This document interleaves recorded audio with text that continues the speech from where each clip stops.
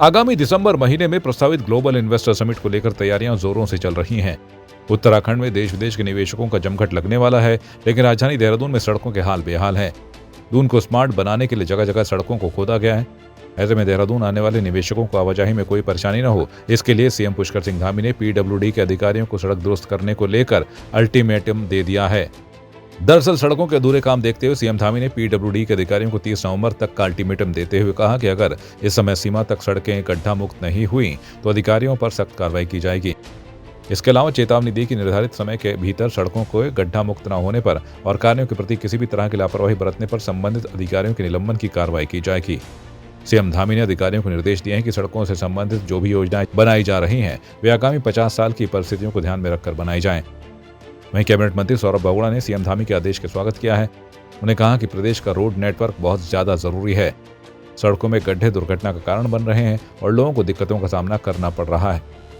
अच्छी चीज़ है, माननीय मुख्यमंत्री जी का धन्यवाद करता हूँ, क्योंकि रोड नेटवर्क जो है वो हमारे प्रदेश के लिए बहुत ज़रूरी है और गड्ढे होने से लोगों को चोट भी लगती है, एक्सीडेंट्स भी होते हैं और इनकन्वीनियंस भी होती है। हमारे लोगों को जो सड़कों पे चल रहे हैं उनको भी बहुत ज़्यादा तकलीफ होती है।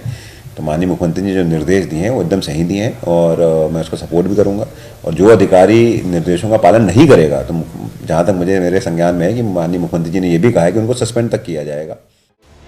एक तरफ कैबिनेट मंत्री ने सीएम के आदेश का स्वागत किया है तो दूसरी तरफ जनता और विपक्ष को सरकार पर यकीन नहीं है।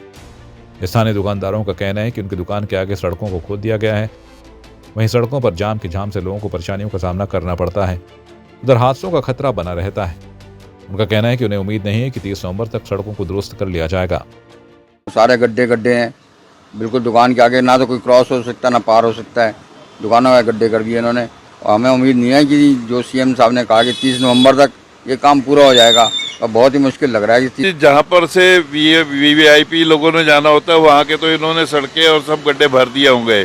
लेकिन ये आप देख लो, ये परिस्थिति ये है कि यहाँ से लेके पिछले दो ढाई महीने से ये खुदा पड़ा है और धूल मिट्टी अगर आप यहाँ पर खड़े होकर उसका गुब्बार ही ले लेंगे, पूरा दिन भर जो है दुकान पे आते हैं 20 बार सफाई करनी होती है, हालत खराब हो जाती है। लंग्स हमारे मिट्टी और डस्ट से भर गए हैं, कस्टमर चढ़ता नहीं है, रास्ता है नहीं है।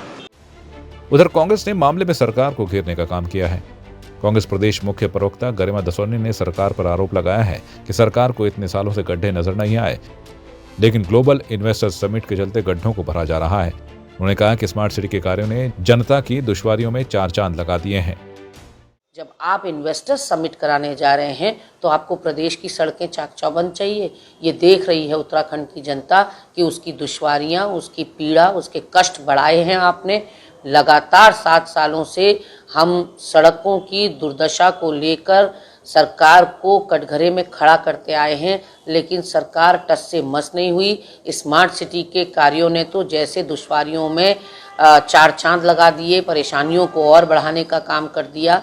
और अब क्योंकि आप इन्वेस्टर समिट कर रहे हैं, उद्योगपतियों को आपने बुलाया है, पूंजीपतियों को आपने बुलाया है, तो उनके लिए रेड कारपेट वेलकम के लिए सड़कें आपको चकाचक चाहिए। देहरादून को स्मार्ट बनाने का काम 6 साल पहले शुरू किया गया था, लेकिन अभी भी कई कार्य अधर में लटके हुए हैं, जिसके चलते दून की जनता को तमाम दुश्वारियों का सामना करना पड़ रहा है। 10 दिसंबर में ग्लोबल इन्वेस्टर समिट प्रस्तावित है। ऐसे में कम समय में सड़कों की हालत सुधारना एक चुनौती हो सकता है।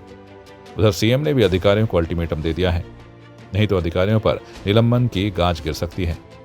अब देखने वाली बात यह होगी कि सीएम धामी की 2 टूक का धरातल पर कितना असर देखने को मिलता है। ब्यूरो रिपोर्ट संवाद 365।